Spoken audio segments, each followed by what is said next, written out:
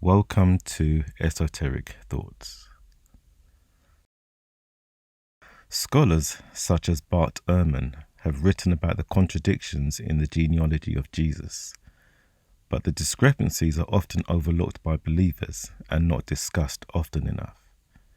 Matthew 1 and Luke 3 are the only Gospels that detail the genealogy of Jesus, tracing his patrilineage through Joseph, who technically was not his father, as Mary was a virgin conceived by the Holy Spirit. So the obvious question is, if Jesus is not a blood relation to Joseph, why is it that Matthew and Luke trace Jesus' bloodline precisely through Joseph? This is a question that neither author answers. Both accounts give a genealogy that can't be the genealogy of Jesus, since his only bloodline goes through Mary, yet the Bible does not mention her genealogy. Tracing a genealogy in the modern age is difficult enough, even with the records and technology at our disposal, but Luke's genealogy goes back, tracing the line to Adam, the biblical father of the human race. Another difference between the two genealogies is that Matthew starts at the beginning with Abraham and moves down the generations to Joseph. Luke goes the other direction, starting with Joseph and moving backwards to Adam. The two genealogies are blatantly different. For example, the most recent characters, being Jesus' grandparents and great-grandparents, should be accurate, but here we see differences immediately. Only the Abraham are the same. Some defenders argue that Matthew's genealogy is of Joseph, since Matthew focuses on Joseph more in the birth narrative, and that Luke is of Mary, since she is the focus of his birth narrative. But Luke explicitly indicates that the family line is that of Joseph, not Mary. The Bible has a numerical composition to it, and Matthew's genealogy is no different. From Abraham to David, there were 14 generations.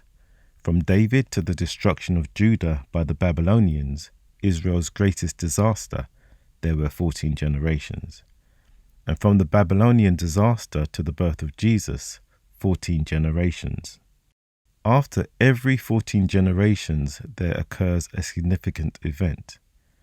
There is a problem with the 14-14-14 schema, as there are actually only 13 generations.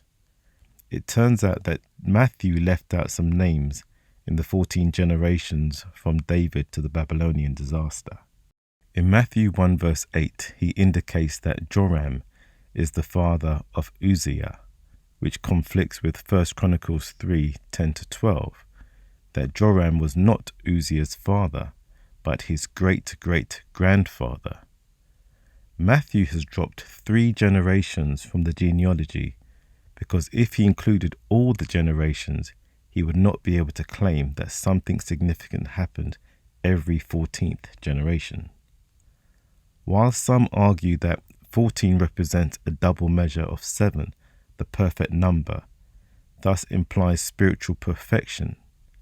Another theory is that the genealogy is designed to simply stress Jesus' status as the Messiah. Luke's genealogy offers a completely different construction. These are completely different genealogies.